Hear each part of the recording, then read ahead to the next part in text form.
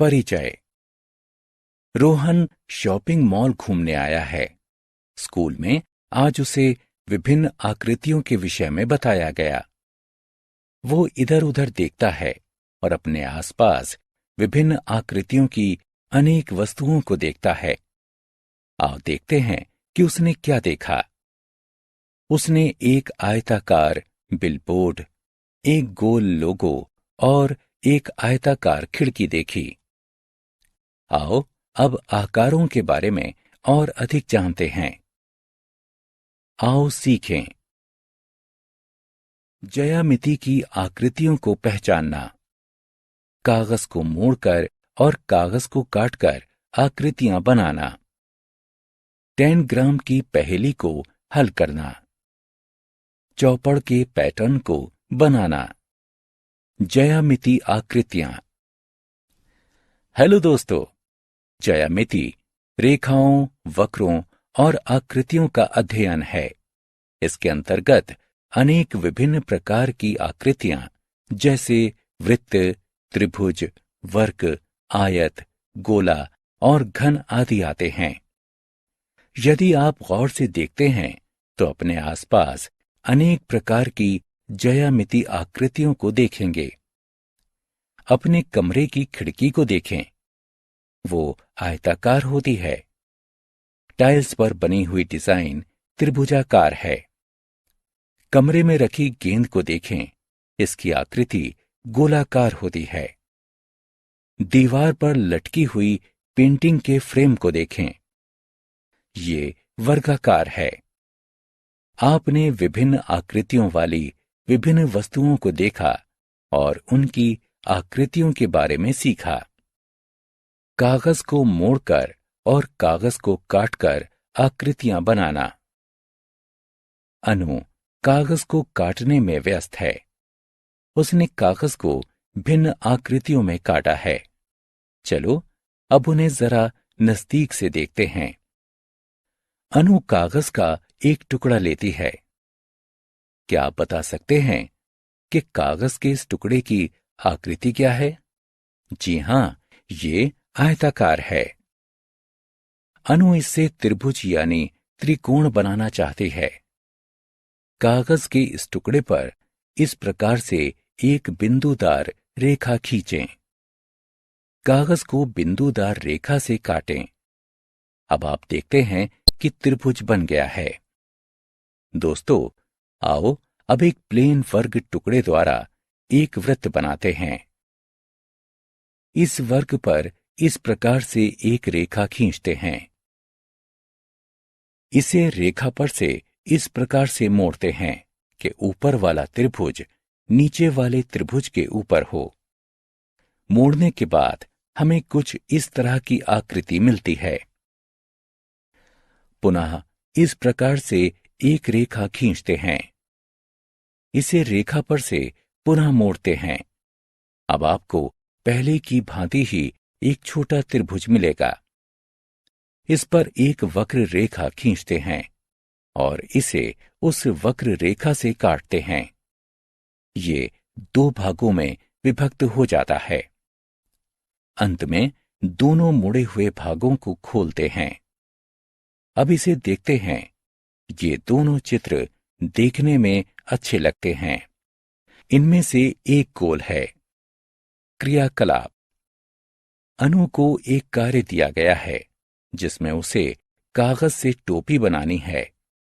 आओ उसके साथ हम टोपी बनाना सीखते हैं। इसके लिए हम एक कागज का प्लेन टुकड़ा लेते हैं। सबसे पहले लाल रंग की रेखा से इस टुकड़े के आधे ऊपरी भाग को मोड़ते हैं। उसके बाद इसे सीधा कर देते हैं। अब आप कागज के मध्य में एक रेखा को देखते हैं। सही है। इसके बाद जैसे कि दिखाया गया था वैसे ही हम लाल रंग की रेखा से ऊपरी दोनों तिकोनों को मोड़ते हैं। ये जांचिए कि जैसा आपको दिखाया गया है आपने वैसा ही किया है। अब नीचे की तरफ लाल रंग की रेखा से ऊपरी हिस्से को ऊपर की तरफ मोड़ते हैं। इसके बाद दोनों त्रिभुजों को बाईं तरफ मोड़ते हैं और दाईं तरफ वालों को छिपाने के लिए उन्हें पीछे की तरफ मोड़ देते हैं। ये इस प्रकार से दिखाई देना चाहिए। अंत में कागज को पलटते हैं और दूसरी नीचे की पट्टी को ऊपर की तरफ मोड़ देते हैं।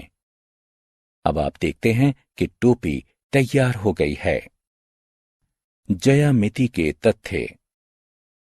ज्यामिति के तथ्यों को 3 भागों में बांटा गया है। ये भाग हैं 1 विमीय, 2 विमीय, 3 विमीय या त्रिविमीय। 1 विमीय ज्यामिति के तथ्य रेखा कहलाते हैं। रेखाओं की केवल लंबाई होती है। 2 विमीय ज्यामिति के तथ्य लंबाई और चौड़ाई के बारे में होते हैं।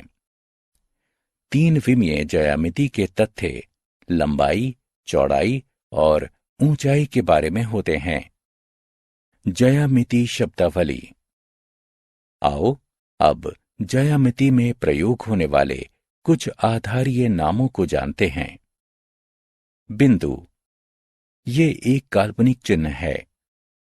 रेखाएं, ये सभी सीधी दिशाओं में होती हैं। रेखाखंड, रेखा के भाग को रेखाखंड कहते हैं। यहां पर ए बी एक रेखाखंड है। ये वक्र रेखाएं हैं। रेखाखंडों को नापना। चलो अब जानते हैं कि रेखाखंड को कैसे नापते हैं। रेखाखंड ए बी को नापने के लिए हम सेंटीमीटर स्केल का उपयोग करते हैं। पहला चरण, स्केल के एक सिरे को, जो कि 0 से शुरू होता है, उसे ए बिंदु के ठीक नीचे रखें। दूसरा चरण, अब देखें कि स्केल पर बिंदु बी कहां स्थित है। तीसरा चरण, बिंदु ए से बिंदु बी की तरफ जाने पर संख्याएं 0, 1, 2, 3, 4 और 5 होती हैं। इस प्रकार रेखाखंड की लंबाई 5 सेंटीमीटर है। 2D यानी द्विविमीय और 3D यानी त्रिविमीय आकृतियां। चलो अब 2 विमीय या 2D आकारों के विषय में चर्चा करते हैं। कुछ 2D आकृतियां निम्न हैं: वृत्त, त्रिभुज, वर्ग तथा आयत। कुछ 3 विमीय या 3D आकृतियां निम्न हैं: घन, शंकु, बेलन तथा गोला। समतल और वक्रीय सतह। इन 2 वस्तुओं ब्लैकबोर्ड और सेब को देखो। ब्लैकबोर्ड की सतह समतल है और इस सतह की लंबाई और चौड़ाई होती है। जब आप सेब की सतह को छूते हैं तो आप देखते हैं कि इसकी सतह समतल न होकर वक्रीय है। एक बहुभुज एक समतल आकृति है जो कि 3 और 3 से अधिक भुजाओं से बनी होती है। बहुभुज के विभिन्न प्रकार हैं: त्रिभुज, वर्ग, आयत, पंचभुज यानी पंचकोण। अब हम समतल आकृति की भुजाओं और कोणों के विषय में पढ़ेंगे। इस वर्ग को देखिए। तीर 1, 2, 3, 4 वर्ग की भुजाओं को प्रदर्शित करते हैं।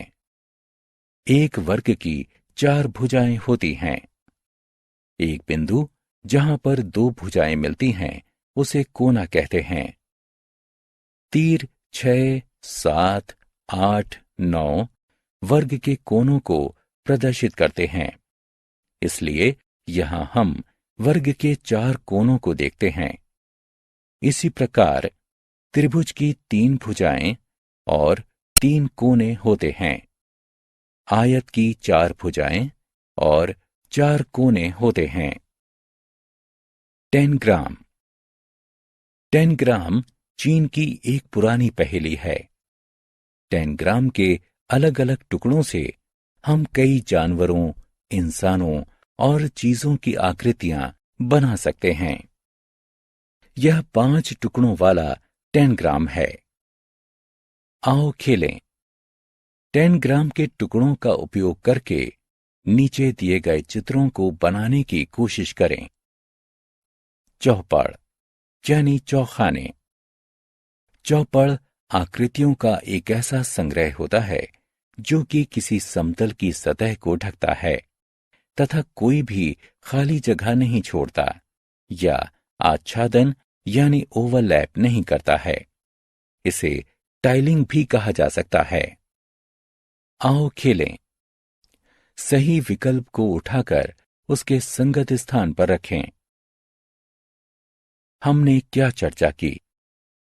ज्यामिति रेखाओं, वक्रों और आकृतियों का अध्ययन है।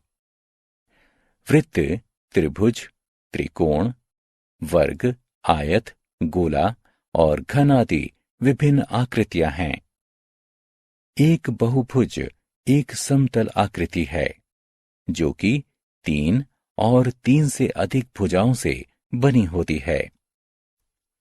त्रिभुज की 3 भुजाएं और 3 कोने होते हैं।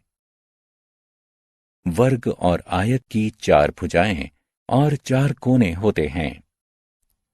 10 ग्राम चीन की एक पुरानी पहेली है।